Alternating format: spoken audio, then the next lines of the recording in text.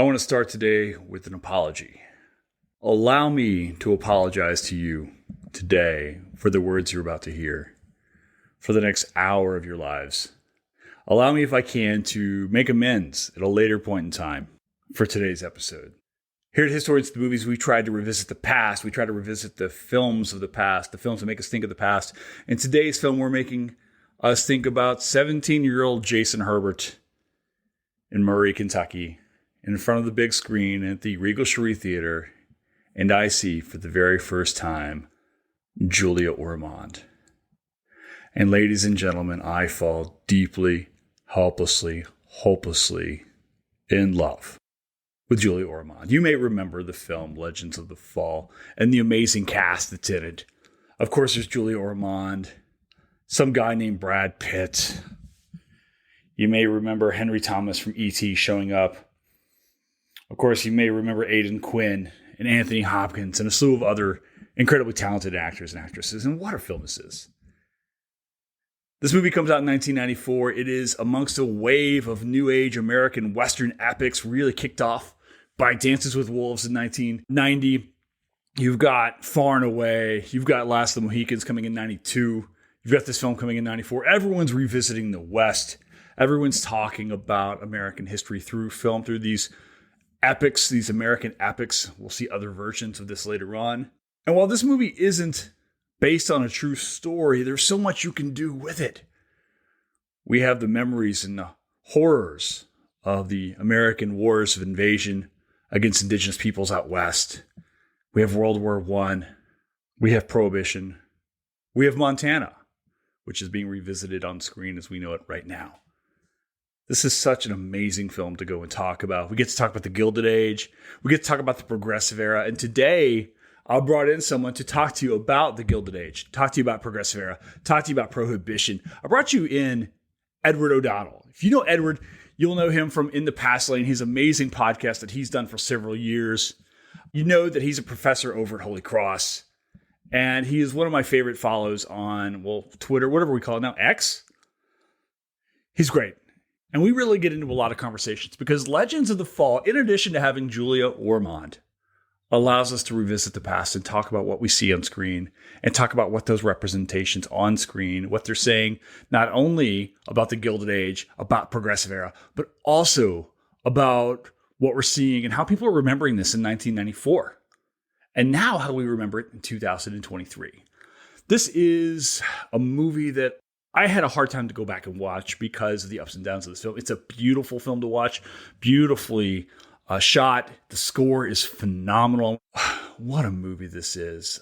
If you haven't seen Legends of the Fall, we're going to do it on this coming Sunday night as well. So I hope that you really enjoy this conversation we're going to have about Legends of the Fall and really kick back and enjoy it. So listen, I've talked enough. Did you know that Julia Ormond's in this film? She is. Let's sit back and relax because Legends of the Fall is next on Historians of the Movies podcast.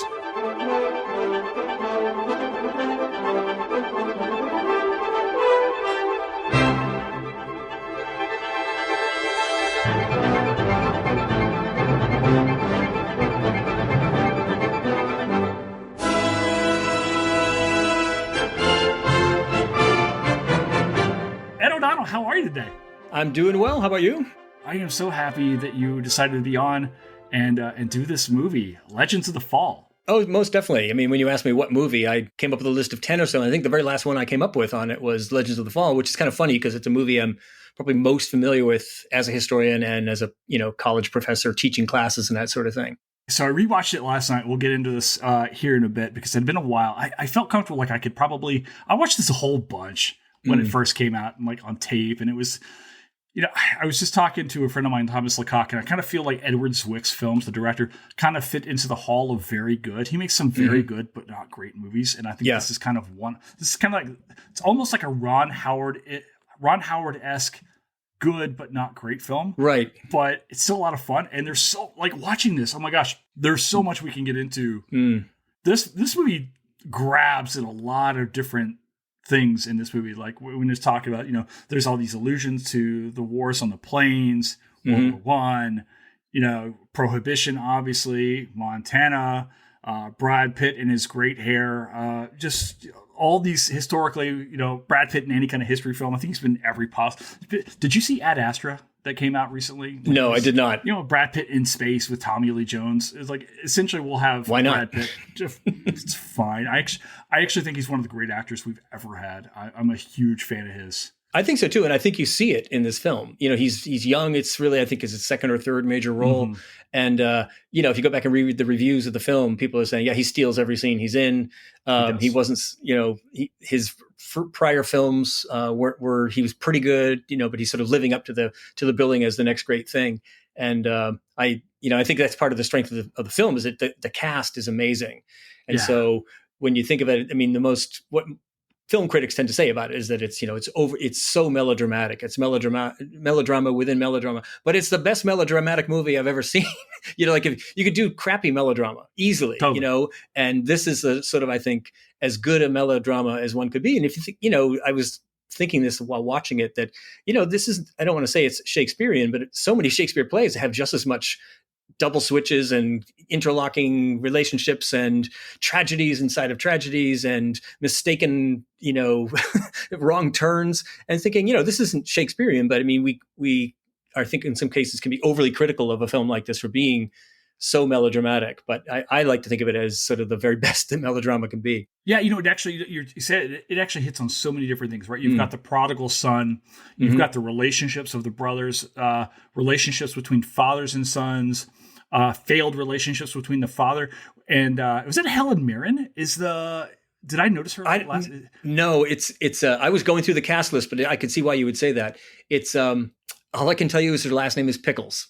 Oh. Well, that was So she's good. In the brief moments we see, you've got this whole Tristan Isolde, like this love story of two people who are supposed to be together but can't be, and I find it actually like that whole Tristan Susanna thing rips your guts out. Oh yeah, especially if you've seen it before. Like when you rewatching it last night as well. There's so many moments where somebody says something and you're like, oh God, this is. This is, they don't know, because I know I've seen it 10 times, with and even some funny ones. Now, how are we doing on it?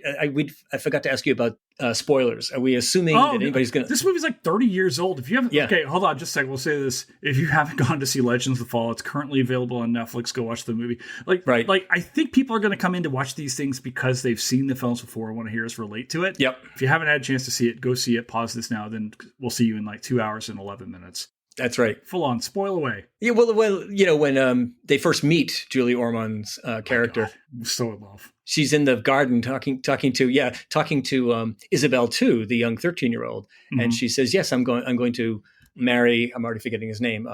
Samuel. I'm going to marry Samuel, and she just says, "I'm going to marry Tristan," and it's such a hilarious, cute, wonderful moment. But like, if you've seen the film, you know how that's going to work out. Yeah, you know how that's going to work out, and how it's not going to work out. Yeah. So I was actually in a conversation earlier today. I actually talked about the Great Gatsby, and of course, this is that seminal book that everyone reads in high school. And a friend of mine, who actually mentioned earlier, Thomas Cock, we were talking, and he had said that you shouldn't read it in high school because you can't relate to the loss. Yep. And this is a movie that comes out, I think, 94-ish. Yes, 94. Yep. I'm in high school when that movie comes out, and it's a sweeping thing. All the young lovers probably go to watch it.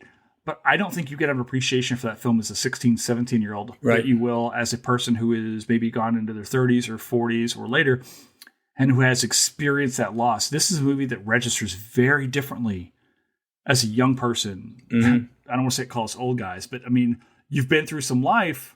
Some of the words that get said, some of the dialogue, the longing between relationships of trying to be with the person that you should have been with but can't be. Boy, this movie, it hits you a lot harder the second time. And I was talking about this last night.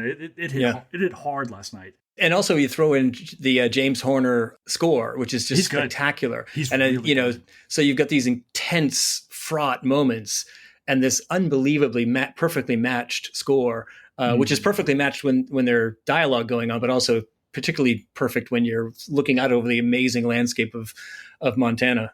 Yeah, the northern plains are gorgeous. I think they filmed in Montana, or no, it was filmed in north of there, so it's on the plains, but it's filmed in Canada primarily, I think. these are very colonial borders, which will, be, as historians, we'll just call it Great Plains. And yes, exactly. Yeah, the northern plain. Oh my God, it's God's country. It's the reason why Vesely in the Red October wants to go there so badly. Have you been to Montana at all? Yeah, before? I have. Yep, just once, and got a real opportunity to kind of hit some of the parks and drive through, violent thunderstorms and then, 6 rainbows in every direction. Just like unbelievable. The best way I can explain Montana when I talk to people who have not been is that Montana looks like you think it does. Mm-hmm. But before we describe anything else, let's do some basic describing of you. All right. You are a historian. Tell us about your work and where you're working and what you're doing here. All right. So let's see. I grew up in Massachusetts, Gloucester, Massachusetts, and went to college and then went to graduate school I was going to be a doctor. So that's always a fun part of the bio. My dad was a doctor. My brother was on his way to medical school, and I had worked in a hospital in high school. So, I was going to be a doctor. Promptly failed chemistry in my freshman year. Yeah. There we go. Badly. Yeah. So I have, I'm a college professor who does a lot of advising. So I'm gesturing towards my front door, but on my door is one of those oval decals you have that has the initials of something on it. Mine says 1.82, and that's my GPA from first semester freshman year, within an eyelash of getting tossed out of the school that I now work at. So that's the funny thing. I went to Holy Cross as an undergraduate. Went off to New York, to Columbia for grad school, taught at City University for 7 years, and then got a great opportunity to come up this way. So it's funny in so many different ways. But anyway, so my rebound was I was going to be a history pre-med, so I just fully applied myself into history and was fortunate enough. I taught a couple of years of high school out of grad school, I taught high school out of college, and then off to grad school in New York. And that was a tremendous experience. And then my first job, my dissertation was on Henry George and Gilded Age America and the labor movement and all, and got a job at Hunter College in the City University of New York. And that was going great, but we had, don't try this at home, folks, 4 children in graduate school. And we're struggling pretty mightily to make ends meet. And so anyway, this job opened up and I was, the most fortunate person in the world, got the job, and I've been here 22 years now. So my field of American history, Gilded Age Progressive Era, 1860 to 1920 in that period. But at a small college, you get to teach courses on all kinds of things. So, and I guess if you were to look at my profile, you'd see that I'm a public historian. So I've done a lot of museum work. I do a lot of documentary work. So on the History Channel, and as a speaker, but that curating museum exhibits. I started a podcast back in 2016. So I've always enjoyed engaging with the public as a historian, and lately, like everybody else or lots of people, I've been doing a lot of TikTok videos on history. So trying to keep it fresh and relevant. Well, it's a thing. You talk about the podcast, you talk about TikTok, things like that. These, obviously, Twitter's dying, or I don't know what Twitter's doing. Yeah. We've been calling for Twitter to die for a while. I don't know necessarily it's going to, but I also feel like the work, you see a lot of calls on the job market for scholars about public facing scholarship and things like that, which sound really good on the outside. And I don't know that a lot of job committees or universities have quite figured out what public facing scholarship is or how to quantify it. But I can tell you that I think that people like yourself are doing so much more work through that and obviously the writing the manuscripts are important. And I want to talk to you about the books and things like that.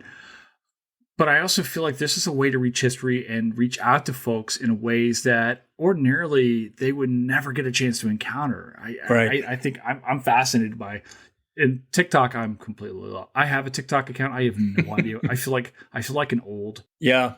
Well, I've got kids in their late 20s, into the early 30s, and a son-in-law who's, his career is social media. So so I have like this immediate source for like how to do it. And then I get critiques and like saying, you got to be shorter. You can't be like doing 5-minute TikToks. It's got to be super short. 90 seconds and all. So I've learned a lot from them. Both the technology is pretty easy, but the just the sort of formatting and different ways of doing things. So, and it's kind of fun. I did one a couple, like 10 days ago, and I am often responding to the news. So I did, presidential candidate Nikki Haley posted this very simple tweet, something like, remember when you were young and things were simple and times were easy. And it was all about faith, country, and patriotism. We can restore that. Vote Joe Biden out. So I did a tech talk where I kind of broke that down and said, well, she was born in 1972. Let's examine the years in which she grew up and how placid and perfect they were. Anyway, I got 400,000 views, and so.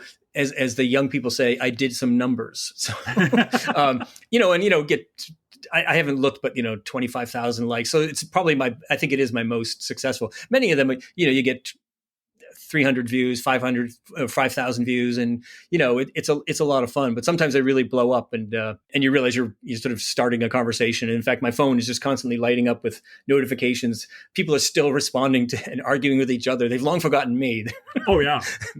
But it's the opportunity to maybe to direct people to the scholarship. I often think, like, if I write a book and 7 people read it, nothing changes, nothing happens.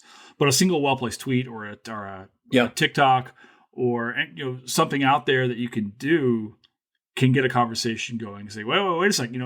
When Haley put that thing out there, it's like, wait a second. It's good. I grew up during the Cold War. Yeah, things were great. Right. I had to worry about nuclear self-destruction all the time. That's the reason why the movies were being made about that kind of stuff. So it's also this fascinating thing. And I'll say this about the Trump presidency, getting on this idea of memory, because maybe the only good thing in my mind that came from that presidency as a scholar for me was when I would talk in front of my classes, I would say, okay, he's saying make America great again. And this was this wonderful opportunity to start engaging with me. What the hell are we talking about? Yeah. What was America ever great to begin with? If so, what made it great? And how do we lose it? How do we get it back? All of these different ways that you could go with it. Yeah. What decade was it? Was it the 50s? Because that's sort of most people's of a certain age, sense of the idyllic time period. But but you spend a little bit of time there, and explain, what's sure. Who was it great for? There were drive-ins and, cool music and all that stuff. But there was a lot of other stuff going on, and it wasn't, an ideal decade for large chunks of our population. So, yeah, the nostalgia is, I often say that nostalgia is the enemy of history, and any kind of that hearkening back to a golden age is kind of a go-to for lots of politicians, but it's pretty dangerous stuff, actually. Can be put to very dangerous uses. Yeah, and that's the reason why I think like films themselves become so important. And I've talked about this so many times, but it's the idea that, the days when you would be in school and your teacher would be out, and you get the substitute, and they'd roll in with the TV strapped over the cart, and you had the day off, are completely gone. Because I think that realistically, so much of the past is informed through popular media that you really do have to take a look at these films, these songs. Born in the USA, famously used by Reagan. And Keep on Rockin' in the Free World by Neil Young is a go-to at conservative, rallies. Has anybody listened to it's a scalding critique of modern American society, even to an X factor greater than Born in the USA. But people, they're just kind of seeing it as rah-rah. Oh, yeah. And we're getting some rah-rah today with Legends of the Fall today as well, talking about this stuff. I do have one last most important question. The most important question we'll ask you all today. Coke or Pepsi? Where do you fall on the great soda wars? So. Okay, so I can't remember where you stand on this, but I remember the origin of this debate. So I am a Coke guy, and there we go. We will continue this podcast. Yeah. And I'm 59.7 years old, so I remember the Pepsi Challenge in the 1970s. Well, I remember the new Coke debacle, but then Pepsi Challenge. And, everywhere you went, there was a big set, every mall, outside of movie theaters, there was somebody there with little cups of Pepsi and Coke to the left and to the right. And I think I was 12 for 12 picking Coke, which is so obvious to me that which was Coke, and also why I liked it, because it wasn't quite as sweet, had a little sharper character to it. So a little more carbonation. Yep. So I will accept a Diet Pepsi if there's only that available, but otherwise I choose Coke. We joke about this now, but my ex-wife, who is a terrific, wonderful friend of mine to this day, jokes because she pretty quickly understood that not only did I want Coke instead of Pepsi, but I needed the dates on my Coca-Cola, because they all have the dates on them, to be a certain like range away from the current date, because otherwise it would get kind of flat over time if it were in a plastic bottle. And to this day, if she's like dropping off the boys or we're meeting up, she's like, something like, hey, can I grab you something? I'm on my way over here, whatever. It's like, she'll stop by. She's like, I picked you up a Coke and I checked the dates. You know, it's like to this day. So that's good. And yes, absolutely. We've only had a few folks choose Pepsi as we've been cataloging. This is part of my primary origin. So people are like, can we just talk about the movie, please? No, we cannot. No. And they did not get invited back for another pod. Sorry. So this is a Coke place. So yeah. Now, right, did that originate with Heather Cox Richardson? It did. That's what I thought. Yeah. So and Heather, I think everybody knows, is just the best, kindest, most wonderful human. Has been a huge supporter of mine and this whole HATM thing. But not only me. Anytime you turn around, she's helping somebody out. She's promoting the field, promoting scholarship. I don't know how she does it, but I know. God bless her. She does drink Pepsi. I've seen her do it. Yep. It hurts. I think she's better than that. Heather, I love you like a sister, but oh my God, sometimes it's like, it's like, hey, it's time for us to talk. It's you're hurting yourself. Why do you do this? So have self-examination, right. Discern on this a little bit. All right, let's talk about this movie. All right. Legends Fall comes out in 94. It's this kind of sweeping epic. I think in a lot of ways, this is one of those movies that kind of gets caught up post Dances with Wolves, right? Yeah. Because you've got you've got Far and Away, the Tom Cruise, Nicole Kidman, Irish diaspora, thing. You've got it's like there's Unforgiven movies coming up. Oh yeah. Yeah, Unforgiven. Absolutely. So yeah, I see that, Dances with Wolves is 90, Unforgiven is 92, and this is a 94. And so I guess I generally sometimes see these movies as anti-Western Westerns. So they're, in the sense that they were, there certainly are precedents, but there's a hard turn in 1990 with moving completely away from the John Wayne classic Westerns and, guys with white hats and black hats and everything else. And again, there's plenty of movies you could see it happening from the late 60s onward, but suddenly this, depicting of the West as a place of violence, corruption, genocide,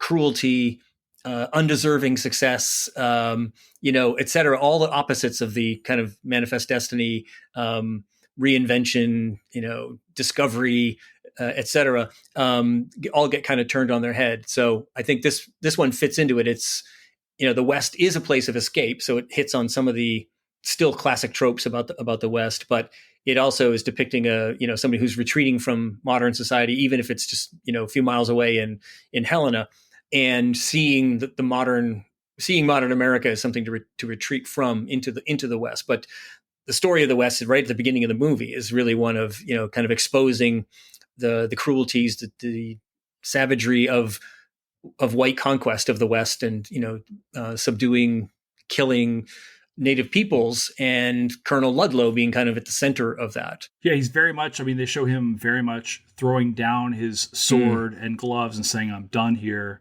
The depiction of Indigenous people, I think Cree on the film, it's very sympathetic, I think, to that, and very mournful of the wars that took place against Indigenous people on their lands, in the late stages of the 19th century. So we kind of picked this up. Ludlow's, I guess those wars would have been 1880s, 1890s, what he would have seen. Yeah, the timeline there may be a little squishy because the movie sort of starts in 1913. Right. And they've been there a while, but it predates 1890, just because that's sort of when, but it doesn't really matter because, it's fiction. But yeah, so Ludlow has presumably been out there on the Great Plains, on the plain, and the scene that they show is very much a Great Plains kind of scene of post annihilation.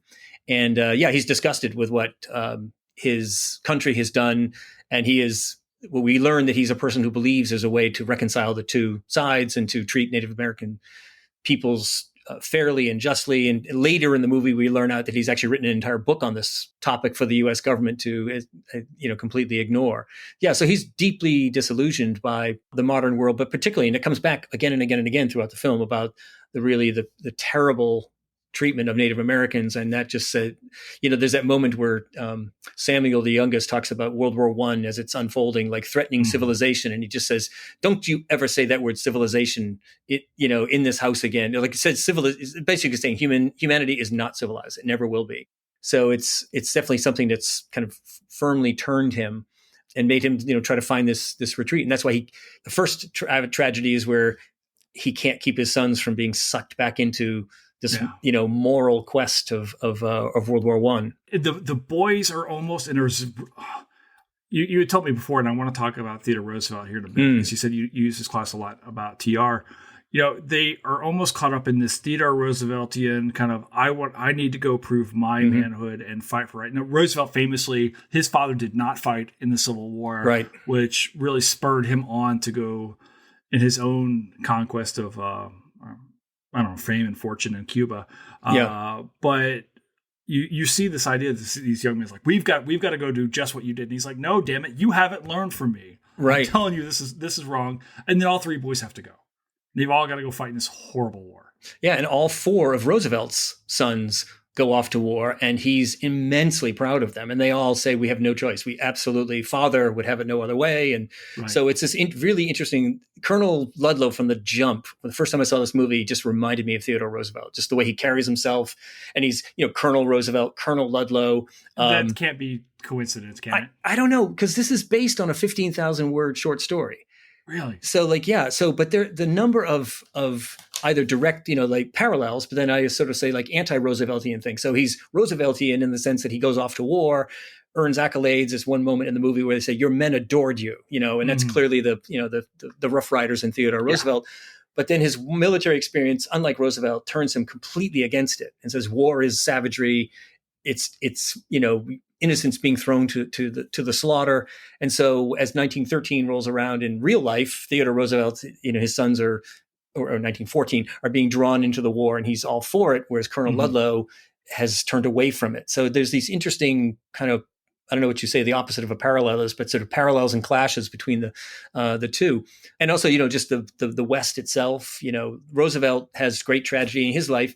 He flees to the West when his wife and his mother die in the mid 1880s, but he eventually makes his way back and commits himself to making modern urban America a better place. Whereas Colonel Ludlow flees to the beauties of Montana and is intent on never leaving. Wants to stay. So there's a lot of interesting pieces there. Yeah, this idea that for Roosevelt himself, the idea that he could purposely sets out to the West to reinvent himself, right? Had this reputation for being kind of a dandy fellow, I guess, early on in his younger life. And it's like, then famously has the pictures of himself taking with the knife he gets at Tiffany, and then the cowboy from Manhattan. Yeah. But people buy into it. And the famous thing, and I say this knowing that 6 feet away from me is a teddy bear in Colonel Roosevelt's dress. I too buy into it's almost like James Bond. I buy into the idea of TR more than TR himself. I don't know. Yeah. But I'm fascinated to hear your thoughts on this. Yeah. I've got here next to me. So my choice of ball cap today is the Frisco Rough Riders. Frisco Rough Riders is a I think it's a AA team in Texas. I need that hat. Yeah. It's a good one. And I'm also kind of fascinated at the same time, maybe this is the very first time I think on the pod that we've really gotten into maybe the Gilded Age and Progressive Era. I thought maybe we might be able to speak a little bit about so if you're coming to the pod for the very first time, maybe if you could kind of introduce the listeners here to what the Gilded Age Progressive Era is and doing. And then maybe we can talk about what that's doing out in Montana, because it seems to, I'm fascinated. I tend to think of these ages in terms of cities and city life in New York. Yep. Gilded Age clearly hits New York. Progressive Era clearly hits San Francisco. What the hell is going on in Montana at this time? And maybe these other rural spaces. Yeah. So in a nutshell, the Gilded Age, doesn't have an exact beginning and end, but most people see it sort of post-Civil War up to about 1900, more or less, last third of the 19th century. And it really, it overlaps with other, chapters in U.S. history, like Reconstruction, and in many ways it's inseparable. But we do associate it with the rise of big business, huge manufacturing. So we've got an industrial revolution before it, but now, the huge factories like at Carnegie Steel in Pittsburgh, and the great oil refineries in Cleveland owned by Rockefeller, and the rise of not just big cities but now multi-million person cities and newfangled things like skyscrapers. And the thing that one of the transformative things in the Gilded Age is steel. And steel is I usually compare it to the silicon chip in our time, right? So everything in our world has changed radically because of the silicon chip. And in some ways, probably as profound way, the steel changed everything. You could build 40-story buildings now. You can build railroads that go across the country. Just endless things that can be done with this substance called steel. And so in a way, Carnegie is the emblem of the Gilded Age, both for his own rise, his fortune, his kind of persona, but also the thing that made all that happen, which was that he produces most of the steel in the United States, in fact, most of the steel in the world. And so while that's happening, it's an age of stupendous progress, invention, new technology. It's really an exciting time, but simultaneously, it's also a very terrifying, brutal time where understanding that larger and larger numbers of people are working for lower and lower wages and are having a harder time just making ends meet, and people are questioning the future of the republic, because we seem to be, when we broke away in 1776, we prided ourselves for the next 50, 60 years that we were so un-European, right? We didn't have kings and queens, we didn't have classes, there was inequality, but it wasn't extreme. But now we seem to be, we were looking in New York and elsewhere, seeing the rise of these literal aristocrats, these people owning palaces that they're building on Fifth Avenue. They're making tremendous fortunes, and the people that work for them are barely getting by. And so there's a lot of hand-wringing in the Gilded Age about, are we losing our republic, small r Republican soul? And so out of that hand-wringing and anxiety comes a whole lot of reformers and ideas about reform. And, so we sometimes neatly divide the Gilded Age and the Progressive Era. Sort of before 1900, all the problems emerge, and after 1900, they work to solve them. There are progressives like Henry George, the guy that I've studied. He writes his famous book Progress and Poverty in 1879. So there are people thinking about how to save industrial capitalism from itself and preserving democracy at the same time.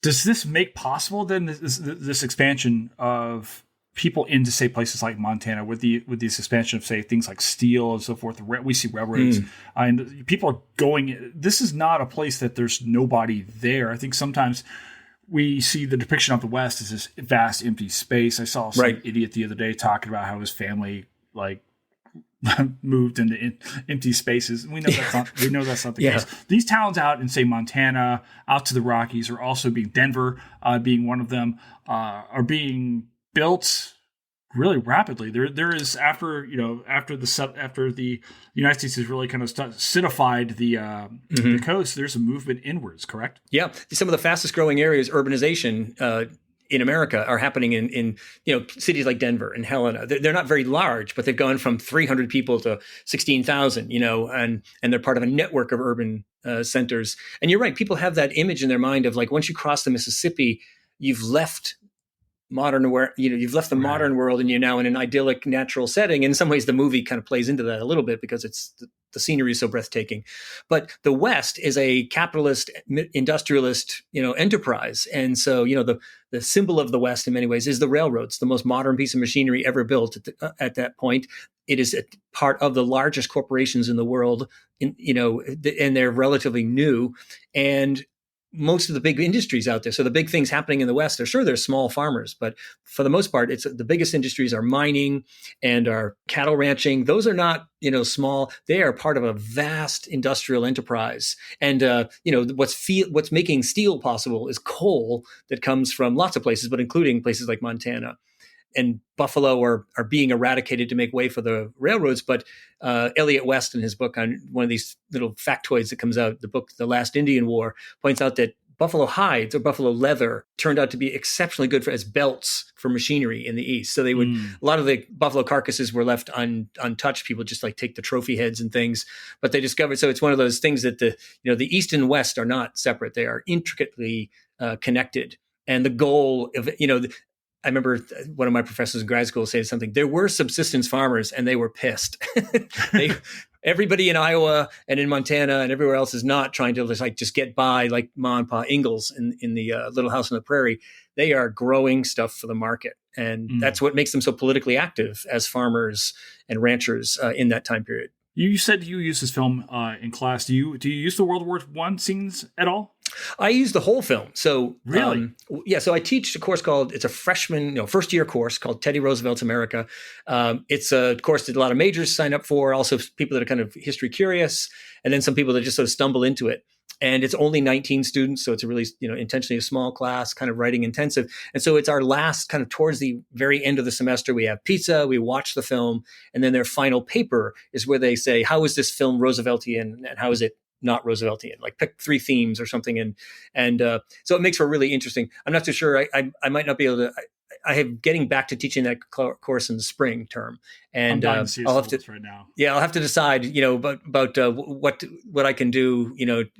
I think in the age of ChatGPT, which I haven't had to think about because I'm on sabbatical this year, I just have to listen to people talking about it, how that might change, assignments. But it's a film that students have universally loved, and I also kind of love I guess I sort of say probably accidental Rooseveltian tie-ins, or most of them are probably accidental. Yeah, it's a very approachable film that and the themes are pretty apparent.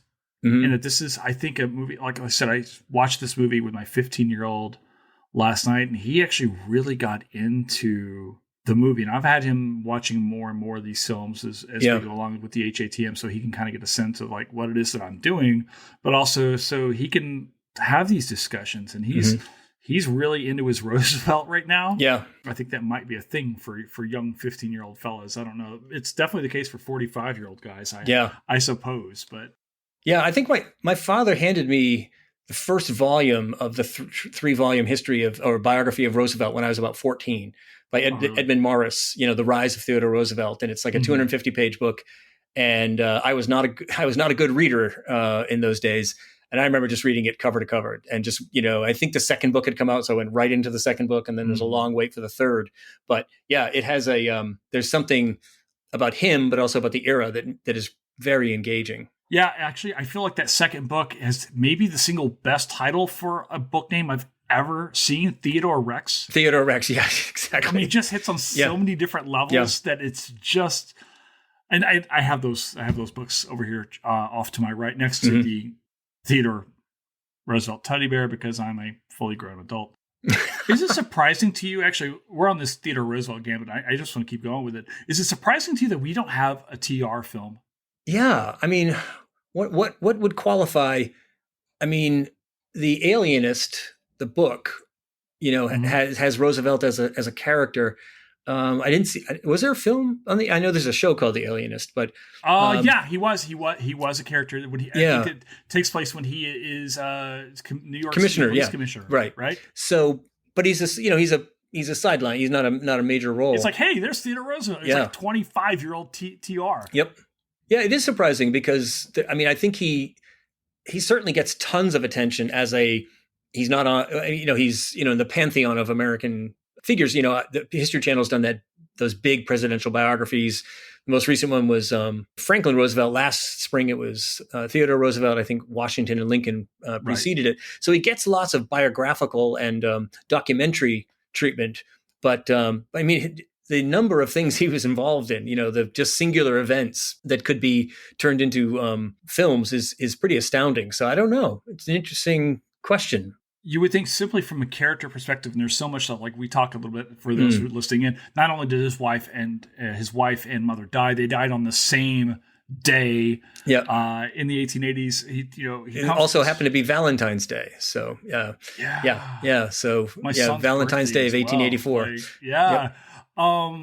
Known as a traitor to his class, here's a man that rises from one of the traditionally wealthy families in New York, and you would think he would have absolutely no relationship to the impoverished, and rises into his presidency and says, wait a second, this is not, immediately goes into trust busting. It's a fascinating story. I'm currently reading Candace Millard's River of Doubt. Actually, I've got it playing in the truck as I'm driving along, because I wanted maybe a different kind of a history to listen to. I'm kind of surprised that has it. That feels should be.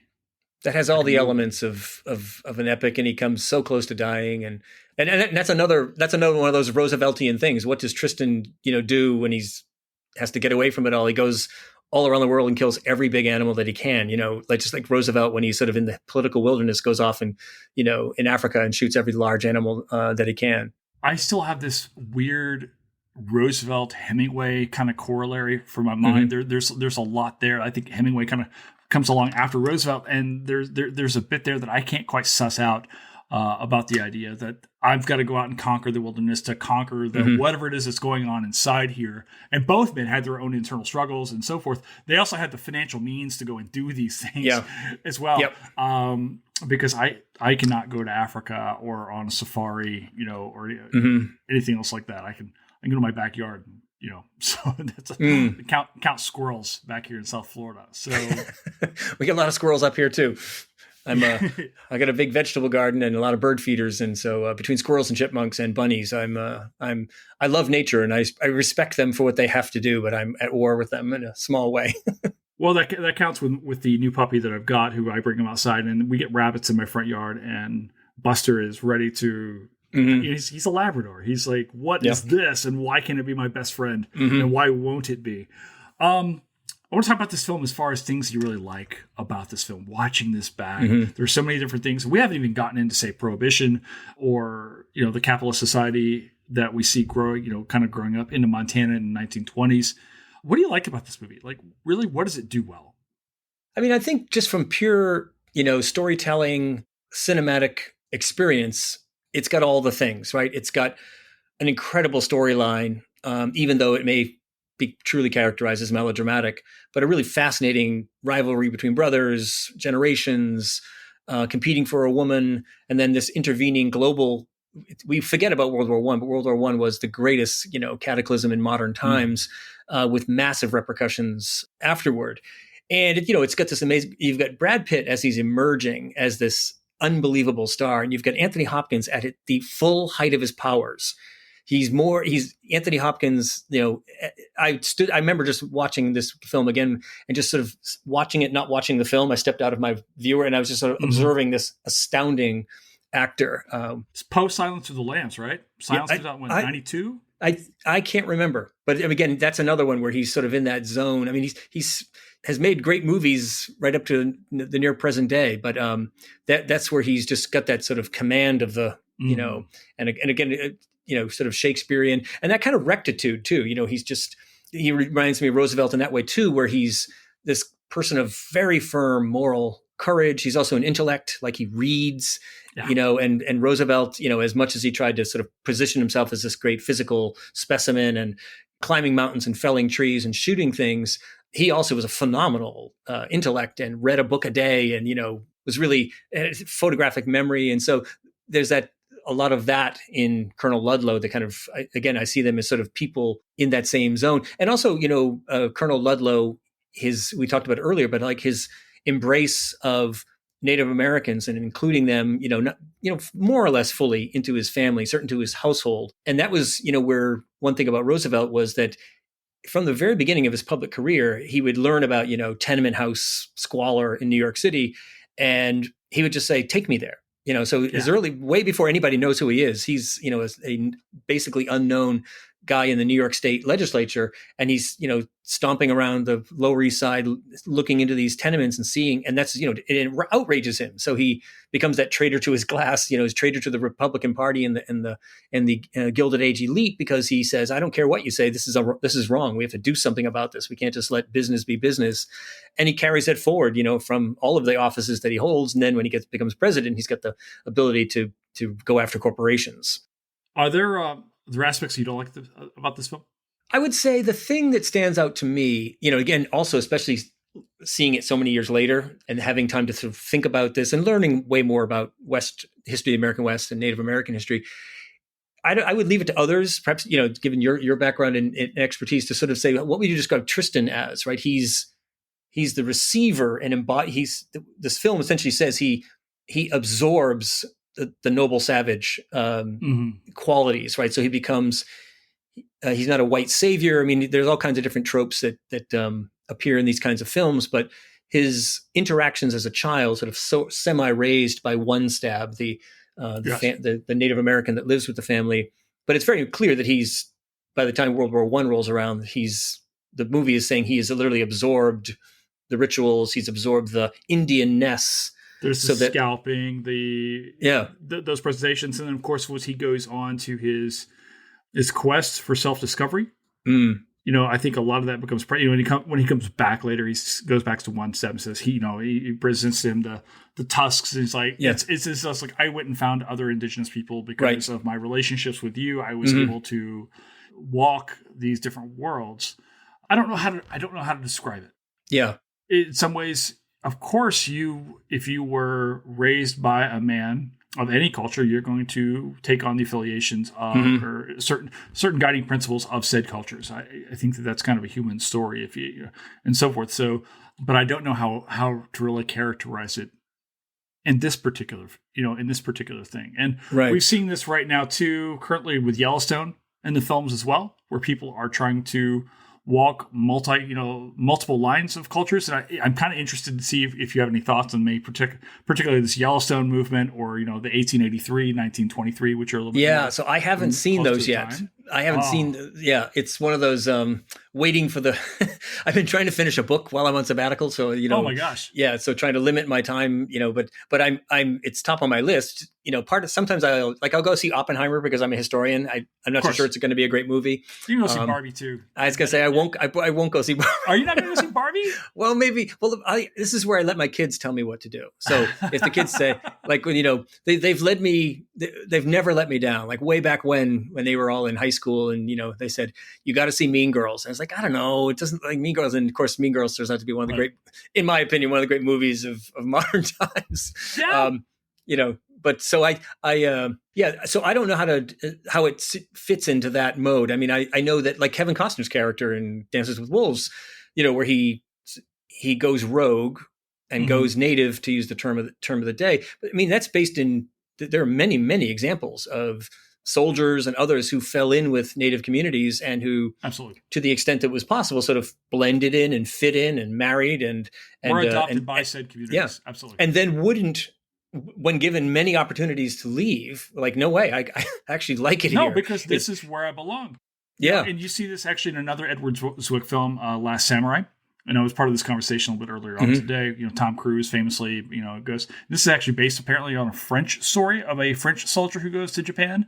And I think it's easier maybe in that situation to say, okay, Tom Cruise, white man savior complex. But when you look at what transpires in, say, that particular film, it's quite literally the Japanese culture and the people he encounters in those villages are the ones actually saving that man from his own self.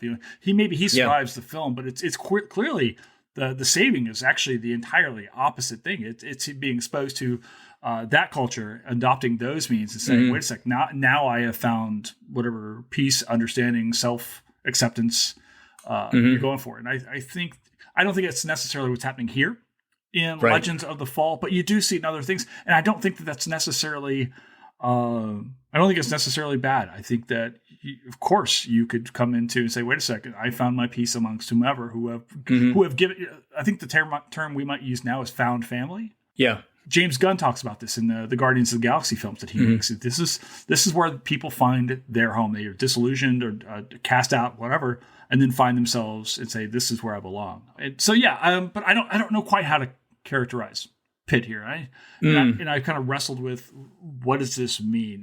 Because there's very much a Jeremiah Johnson mountain manish aspect to his career, certainly, or to the character. The very final, he lives into his 60s. He outlives all of the family. Famously dies by fighting with a bear, which is actually the way I want to go out. Something that'll get a lot of likes on Instagram or TikTok or whatever we have back then. I don't know. It's definitely the prodigal son. Yeah, prodigal son. And I think, like I said, I would leave it to others. Like, I recognize the possible problematic characteristics of that kind of, cultural absorption, or whatever we want to use. But the other thing is I quickly, dug in online saying, because this is right on the cusp where you would films might still use non-native people to play native people. And it turns out the guy who plays One Stab and Isabel 2, and I think all of the people who are presented as native people are of Native background, at least to some degree. Yeah. So that, I don't know, that seems to make it, if it is problematic, it's less problematic in the sense that it wasn't long before that in Hollywood history where they were simply using, they were literally painting people to look like Native Americans and to perform like Native Americans. I think we see in the early 90s a conscious shift towards representation that is hopefully more authentic. And there's a host of other films, like we said, Dances. Last of the Mohicans comes out, I think, in 92, if I recall correctly as well.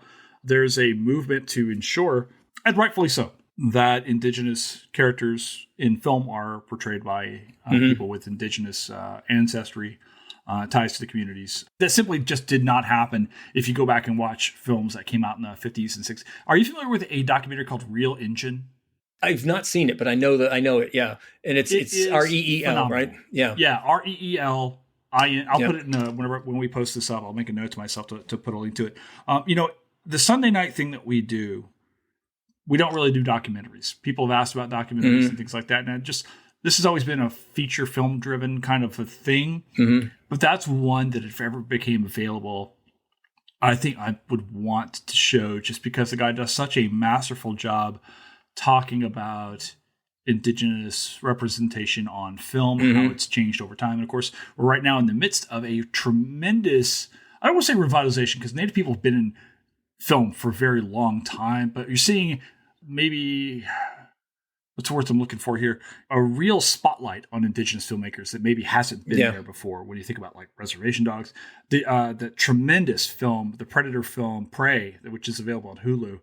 I love that movie. I just thought it was cool. So yeah, I've got it on my list of many things to see. But yeah, I mean, certainly Reservation Dogs. That counts. I think that counts towards. I think that film actually is supposed to take place in the 1700s. I want to say, but so factor that into whatever timeline people are teaching. I guess in space timeline that would be relatively new. Space. If we go Star Wars timeline, everything's millennia. That's right. Yeah, those are things I'm thinking about.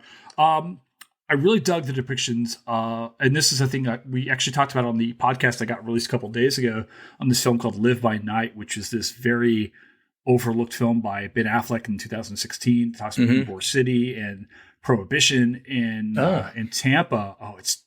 There's a lot to like out of that. But we see that here in Montana as well. Yeah, we do see Volstead Act. What are your thoughts on that? How does that play in for you when you're looking at, say, things like prohibition, bootlegging? How did you feel that?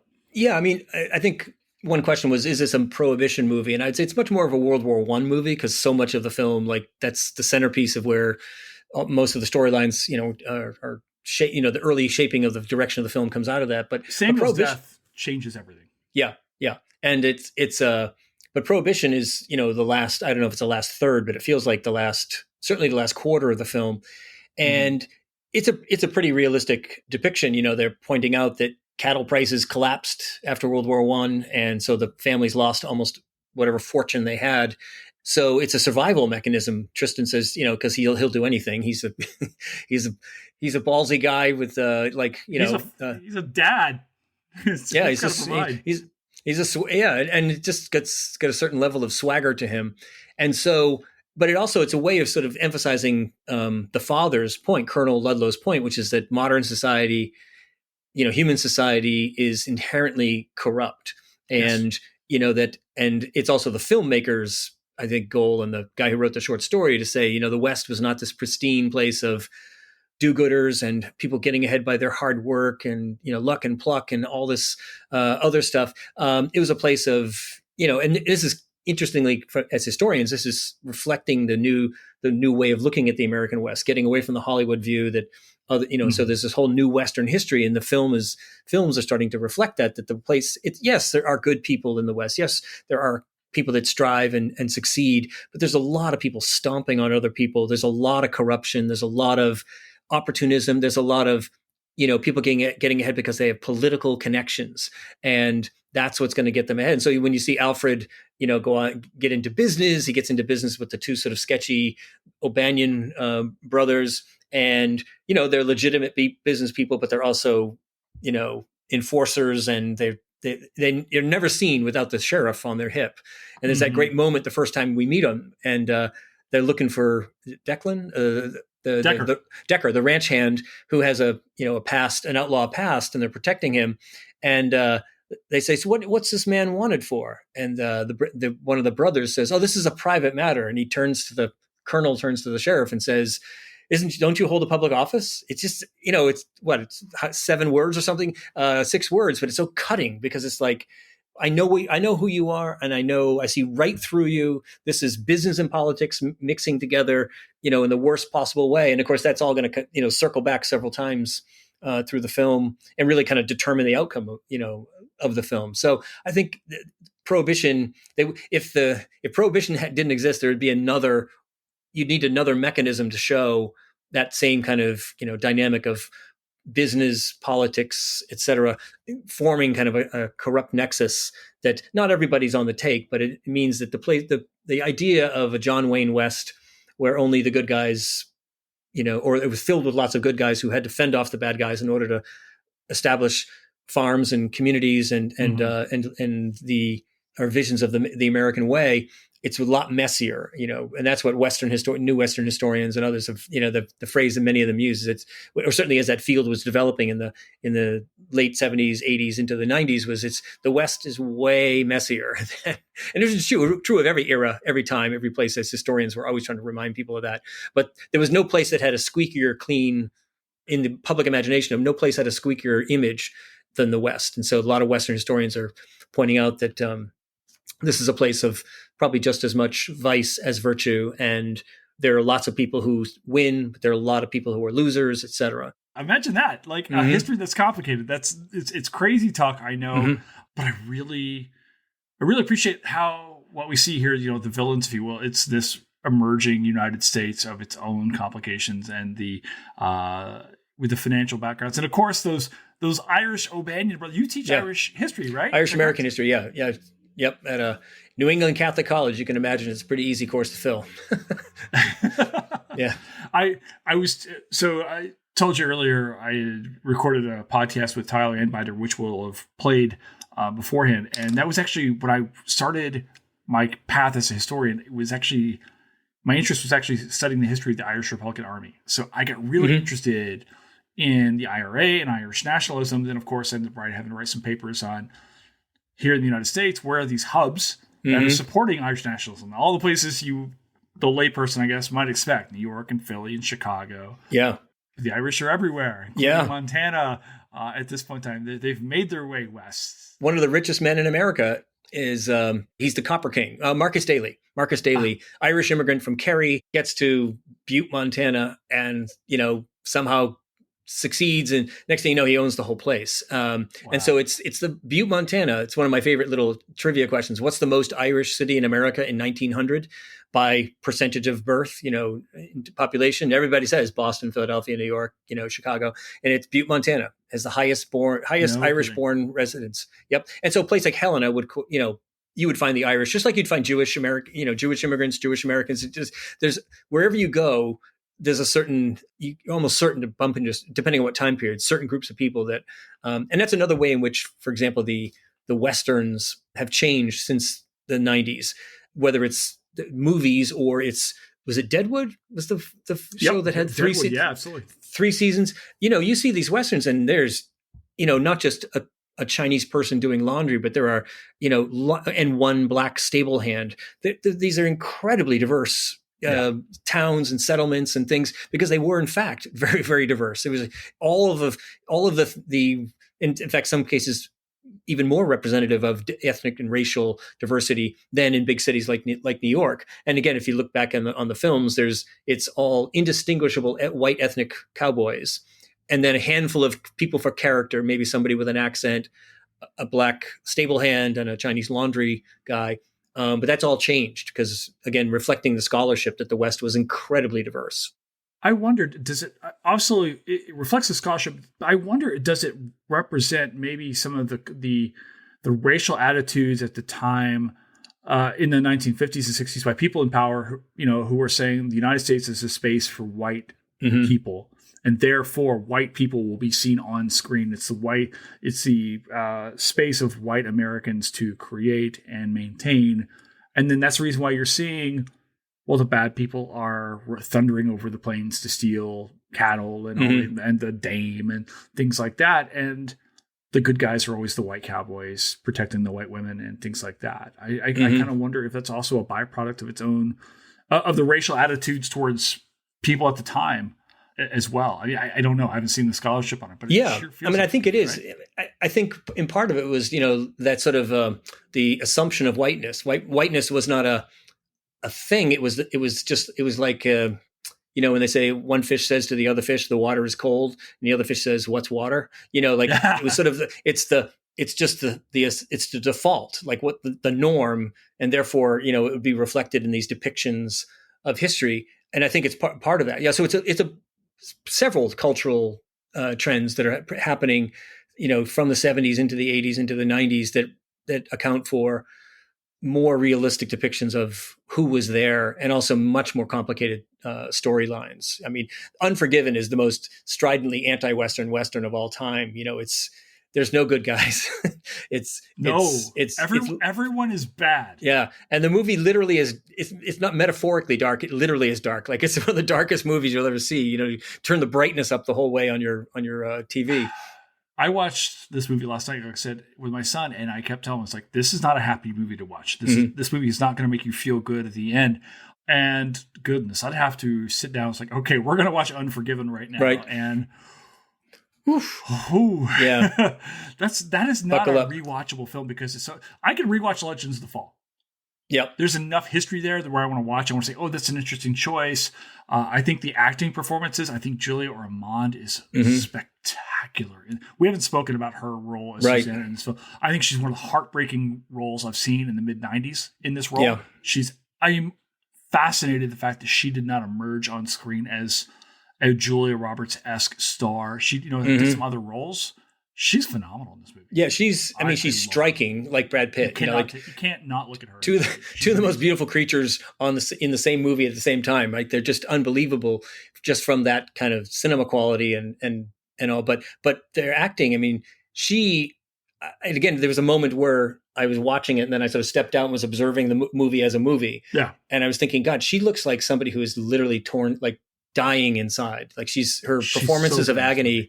Her performances of agony and heartbreak were as convincing as anything I could possibly imagine. And that film only got 3 Oscar nominations, and it won for cinematography, which is not surprising. But you would have thought that, even if it didn't win anything, but it would have had more nominations for Best Supporting Actor, like things of that nature. I don't know what else was, in the mix in '94, but certainly you would have thought that a film with that kind of cast that would have gotten a few more nods. Yeah, I read a little bit last night. This is as little history as we could probably get into, but I was reading a little bit on this film about the interplay between Pitt and Julia Ormond. Yeah. And Pitt they had apparently stayed in the same house while filming the roles, the movie. And Pitt said, it added to the sexual tension. That's all I'm going to say. Yes. I came across that line as well. Yeah. So, all right. Yep. Good for you. Good for y'all. You crazy kids. All right. We've been talking about complicated history for the last hour, 3 minutes and 45 seconds. I asked you a little bit earlier when we were emailing back and forth about maybe some histories of progressive era, maybe this region, this era, this time. What do you like? What complicates when people are coming to this time period? What do you like to talk about? What do you mean, like what books? So I already mentioned one. So like when you asked me that question, I was like, oh gosh, where am I going to begin? But again, sometimes I think about it. I really dive into books as a teacher. So Elliot West's book, The Last Indian War, which is about the Nez Perce tribe. To me, it's Elliot West is he's this incredibly accomplished scholar. And so he's doing so many things. He's telling this amazing tale, this epic story, one of the most epic stories of the Nez Perce tribe and their ability to resist to a degree, and then eventually have to flee from the U.S. Army and make this, dashing escape over hundreds of miles and nearly complete the escape to Canada. It has all the elements. And Chief Joseph is one of the more if there's a Mount Rushmore of Native American leaders, at least in our imaginations anyway, he would be one of them. He was a bit famous. He became super famous afterward. But you learn, it's a great book for like synthesizing. And this is where when I answer that question about like what's the Gilded Age and our imagination of the West as being sort of this other place, and West points out, he says, no, they're intimately enmeshed. What's happening, in the West is a direct product of what's happening in the East. They are not separate. They are, completely intertwined. And he's got some great turns of phrases, which is, as the Nez Perce beginning their resistance, he says they had no way of knowing they were being enmeshed in a copper net. And now what he's talking about there is the telegraph, that the ability of the military and the cavalry and the U.S. Army to figure out where the Nez Perce were, and also how to figure out like where to deploy people, and so that one of their sort of easy way of pointing out just like there's a massive discrepancy technology-wise between the two groups. So it's a really well-written book. It's an amazing story in and of its own self, but you learn a lot about the sort of larger picture. It's a good synthetic work in that. He's the first historian to use the word the Greater Reconstruction. I think he may have coined the term, or said he popularized it, saying you've got Reconstruction happening in the South at that point, but there's also a Reconstruction happening in the North, which is the rapid industrialization. But don't forget, the West is part of that. So there's a national Reconstruction happening in these three zones at the same time, and they're all interconnected. They're not separate. So that's one book I think that has always stood out for me, and one that I've assigned. It's a little bit longer than the kind of book that I would like to assign, but it has done well, with my students. Since we talked about Theodore Roosevelt, also I'd say there's endless books on Roosevelt, but my personal favorite for a single volume history of Roosevelt is Kathleen Dalton's book, Theodore Roosevelt: A Strenuous Life. It's the usual, it's 600 pages, but I think it's the one that does the best job of kind of figuring him out in every way, like personality, psychology, because we've used the term many times, but let's keep going. He's very complicated. And I think that she has a great understanding of like what makes him tick and I think she does draw a lot on psychology to sort of try to figure out like why is he the way he is, and why does he react, in the way that he does in these different circumstances. So those are two that I would say are really good. For a good sort of overview of the period, Nell Irwin Painter's book, Standing in Armageddon, is a great Gilded Age. I don't know if Gilded Age and Progressive Era in the subtitle, but it's basically a history of that 1870 to 1920 time period. In fact, that phrase, that's a Roosevelt quote from the 1912 campaign. We are standing in Armageddon. This is a time to choose. So It feels like that could have come from Nikki Haley's childhood, the Cold War. No doubt. Yeah, I mean, I think Roosevelt was using apocalyptic language, but certainly we have no shortage of people using and misusing it now. I also mentioned Caleb Carr, The Alienist by Caleb Carr. That's another just pure work of fiction, but it's historical fiction. And it's one of the, I would say we've had lots of historical fiction, but certainly that book became a huge bestseller and drew a lot of people into modern historical fiction and also New York City history. I moved to New York in 1988 when it was not a place people were moving to. People were fleeing New York City. And by 1992, the murder rate had hit 2,200 murders. So it was a pretty dangerous place to live. Right now, the murder rate is about 300, to give you now, was that before Rudy Giuliani comparison? New York? Is that what he would tell us? We were told that over and over again at the time. I was just checking. He saved it, right? He came in with a cape and everything? All right. Came in with a cape, and give you an idea of a different time. Like one of the ways I got through graduate school was I started a walking tour business with another graduate student, and it's called Big Onion Walking Tours. Yeah, and it was a great way to it did many things. In fact, 6 degrees of separation in my life, 2 degrees of separation. Almost everything I've done and fallen into, et cetera, is like it's because of becoming a walking tour entrepreneur. And the other cool thing is a lot of the people who are Twitter historians, if you go back in their biographies, Beverly Gage, Adam Rothman, they're all Columbia graduate students who all for a period of time were leading walking tours of Greenwich Village and Lower East Side, et cetera. So yeah, so that we started doing those tours in the early 90s when New York was there wasn't a whole lot of tourism there. It was a pretty dangerous place. And then, but we, talk about luck, right? We start this thing, and next thing you know, every year New York is getting a little bit safer and more, and it's gentrification and everything else, but it's the the turnaround of New York, however you want to describe it, there was just not only more people coming to New York, but there's like this burning desire to learn more about New York City history. So that was really very much, for me, it was a lucky thing, but it also kind of introduced me to so many of the topics that I've ended up pursuing in writing my scholarly work, my popular work, and everything else. So graduate school for me was both taking classes and all of that stuff, but also like being immersed in the city and on the sidewalks of the city. That's awesome. I'm literally going to a walking tour this weekend. Is it a local one? Does it have a theme? No. I was telling you about Sarah McNamara's book that was on the pod currently. That just got released. What's today? Thursday, so yesterday. Mm-hmm. And she's going to be doing a walking tour at Ybor City, which is this amazing little area of, in that film we were talking about, they call it the Harlem of Tampa. And this is an amazing city of Cuban immigration beginning in the 1870s, 1880s. And they established this real power of Cuban community and her ancestry. She actually opens the book with the story of her great-great-grandmother and talks about this very family history and this whole story of womanhood, Latinidad, and so forth. Mm-hmm. And I was like, yeah, it's 3 hours away. I want to go see it. That's great. Like, absolutely. And my late father-in-law was from Ybor, so I have a connection to Ybor that I very much would like to see it. And yeah, I'll probably go buy a cigar or two. I was going to say, it's a great, I know that I don't know if it's a vice. Tampa's known as the cigar city, but definitely a lot of fun. And I when I think of Ybor City, isn't that a line in a Jason Isbell song? I think so. Yeah. Traveling Alone. He's talking about it when he's at rock bottom and he's too drunk to stand and all that stuff. But I think it's the opening line of that stanza is, staggering in Ybor City or something like that. So Ybor City on a Friday night. Yeah. Yeah.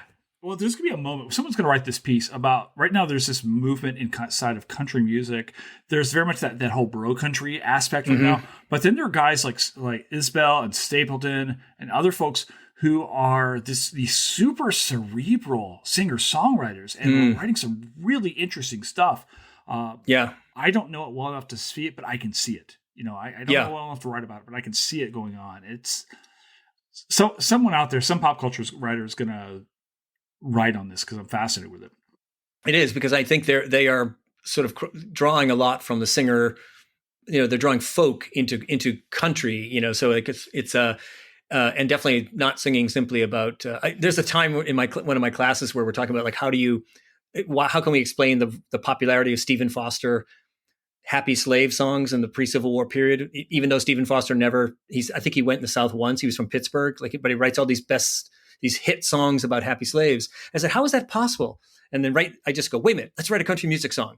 What do we need? And I point to, in under 40 seconds, we have like 10 words on the pickup truck, beer, country road, and I say, whose pickup truck? My daddy's pickup truck, it just goes from there, all the elements. So yeah, I think, and as much as I like a good country music song that hits all those buttons like anybody else would, but what Isbell and some of these other folks are doing is really, really pretty awesome and pretty, and his own personal story is pretty amazing too. There was a recent documentary on him. Yeah, I saw it. Somebody sent me a link to it, and I haven't had a chance to look into it. But I think he's always fascinated me. So you're on sabbatical now, writing a book. Can you talk a little bit about what you're writing? Yeah, so I figured, I've been on sabbatical a few times, and I learned a lesson like you just got to pick one big thing to do instead of like 99 things that you'll never, under any circumstances, finish. So I looked around for a series of short books on sort of key moments in U.S. history. There's one by Johns Hopkins University Press. I think it's called Eyewitness to History, and Routledge has one called Pivotal Events or. I should know because that's what I'm writing for. So I'm writing about the 1894 Pullman strike, the big railroad strike, and shuts down the country. There's a lot of vandalism and violence. It has all the emergence of Clarence Darrow and Eugene Debs. It makes for a really interesting story. And of course, it's also where the President Cleveland, decides to send in the military. And it really raises profound questions about whose side is our government on. It's pretty clear in that strike that the government was 100% on the side of the railroads and did everything. I mean, and so it raises all kinds of interesting questions. And there are many people that, even including some of the people that were, behind the crushing of the strike, who pull back from it and say, that was probably not the best way to do it. We need to establish, maybe labor should have, the right to sit at the table. So you do see some emanations of reform coming coming out of it that don't really take shape until the 1930s. But the series. What's nice about these is they're limited to 200 pages. So it's like 70,000 words max. So it's a nice doable book. It's aimed at the undergraduate, a book you would assign. So you don't have to do tons of original research. It's really like writing a compelling narrative synthesis of what's the latest scholarship is. So yeah, so I've finished the manuscript and I've circled through it once, and I'll circuit through it a few more times, and I'll probably be fixing footnotes and doing all that little repair work through the fall, but pretty close to being done with it. So that's always a good feeling. That is exciting. I'm in the midst of trying to figure out what kind of books to assign, and I'm looking for books that are 200 pages for undergraduates. Yeah, and I think there's a desire to write the big opus. Of course, presses now want to write the smaller books anyway. Mm-hmm. But I am a huge fan of really great synthetic work. Yeah. There's so much stuff out there in our point in time, but to be able to tie that material together and get things to in conversation with one another to help people make it make sense. That's the kind of writing I actually really like. That's the stuff I don't fancy myself as the guy who goes into the archive and has the eureka moment that solves it all. But I like stories. Yeah, I mean, I've sort of done a little of everything, So I've co-authored a U.S. history textbook, which is you can't get much more synthesis oriented than that. I've done a fun book, kind of a fun encyclopedia called 1,001 Things Everyone Should Know About Irish American History, which is just literally everything you'd want to know, like why is green an Irish color. But then my Henry George book is that 100 years in the archives book, 16 million miles of microfilm and all of that. And so this book is, moving it. Oh, and then I did a dramatic nonfiction, like Perfect Storm, Eric Larson style book, hard to believe 20 years ago about the steamboat disaster in New York City. And then the Henry George book, and then now this book. So I've done a whole bunch of different kinds. And at this point, I'm certainly going to get back into the archives because I like it, but I think the next book will definitely be something aimed more to general audience. That's the plan anyway. When do you go back to the classroom? Is it this fall or is it this fall? Yeah. So, mid-August, I'll shift from drinking beer on the beach to to drinking beer in the classroom. Yeah. Well, or sitting on my back deck with my laptop open and my syllabi spread out, trying to get organized. August 15th has always been sort of like not my cutoff. I will still go to the beach, but I can't be doing anything else. I can't be doing, pursuing other things. I need to be getting my books organized, getting my office clean, getting my, readings posted and all of that stuff so that the semester will get off to a good start. What are you teaching this fall? So I'm teaching the other version of that first year class, the Teddy Roosevelt's class, is a class called Struggles for Justice. And it's basically sort of social justice movements in American history. It's aimed at all first year students, small class of 19. And it varies. I'd have to open up my syllabus to tell you, but usually you always start with Frederick Douglass and the abolitionist movement, and then some. Usually the labor movement, women's rights, and environment, gay rights. It depends on the class. Sometimes it also depends on available. Like a new book has come out that seems to fit perfectly for the class. Or there's a lot of reasons. But anyway, those three things usually are the same, and then I usually change the fourth theme, and then my Irish American class. The Irish American experience. Both of those sound like a ton of fun, and I am all colleged out. I have gone all the way through, but I still talk to people in our fields. Mm-hmm. I don't know about you, but people I talk to say, "Oh, I'm teaching this class." I'm like, I would go sit in on that class today. I love history, and I love talking to people who are passionate about it. And well, that's why the teaching company, which then became the Great Courses, now it's called something called Wondrium. One Day University and online courses for older folks, people above the age of 45 or 50. We all become so much more interested in I think a lot of people anyway become really interested in lifelong learning at a certain point, and even historians love to listen in on other people's lectures, listen to podcasts and interviews with other historians. It's true. The histories I like to read right now are so completely removed from my field just because I want to do something different and have my mind thinking about other things. And I like good stories. That's it. And you've told us a hell of a lot of good stories today. Where can people find you online these days? All right. So, the most basic place is my name is Edward T. as in Thomas O'Donnell. So edwardtodonnell.com is my professional website. But for social media, everything is at In the Past Lane. So that's In the Past Lane with a P. a very cool name that I came up with while running, 10 years ago, that. or actually probably more than that. Started out as a blog, then became my podcast. And then I just, I use it. So on TikTok, it's In the Past Lane, Instagram, In the Past Lane. Yeah. And so I'm pretty, as one of my students said, for someone your age, you're very active on social media.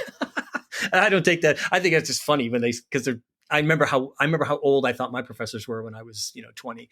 So, so I'm pretty easy to find them. And also, once you get on the call list for History Channel, because you can talk in front of a camera and know when to stop talking and all that stuff. I'm on History Channel quite a bit for everything from the big documentaries on FDR and TR to food that changed America, or the latest thing is Dark Marvels, which it used to be Modern Marvels, sort of like Hoover Dam and amazing positive things. Now it's all the amazing stories about deadly devices and nefarious things. So that new series just started. I'm waiting for him to reach out. I'm like, let's talk movies. History Channel. I promise not to say anything bad about aliens.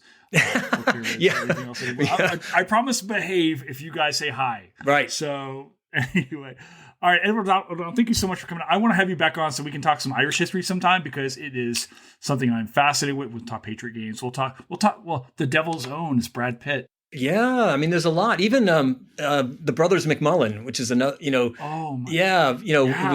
low budget movie, but it's got some fun people in it, and I have assigned that to the Irish American class, and the film. Talk about it. Yeah, the film guy at Holy Cross, just says, "I can't believe you assigned it." He says, "Is it?" I can't think of the guy's name. Byrne. He says he doesn't. He says Ed Burton doesn't even know how to hold a fucking camera, and you're saying, and I'm like, but Steve, I'm using it. I'm not using it for like cinema. I'm using it because, the Catholic guilt and family and alcohol. It's got all the, it presses a lot of buttons for that time period. So, checks a lot of boxes. Mm-hmm. Awesome, man. Well, thank you so much for being here. I cannot thank you enough. All right, great. Well, this was lots of fun, and definitely let's do it again.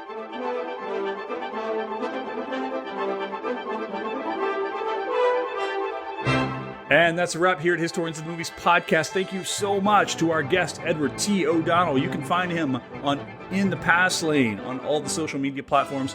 And of course, to our intrepid producer, Fletcher Powell, who shall come riding over the sunset with a whole herd of cattle and horses and all sorts of things. You can find him at Fletcher_Powell as well.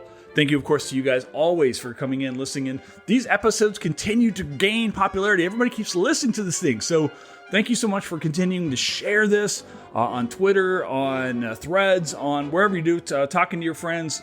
I hope you guys really dug this episode. I had a lot of fun talking to Edward today, and we can't wait to talk to you about what films are going to come next. So if there are movies that you want to hear about on Historians of the Movies, if there are scholars, and I know there's some people out there you guys are starting to request about, if you want somebody on this podcast, tell me, and we will get them on this gosh darn podcast. So thank you so much for continuing to be part of this. It's an awesome ride.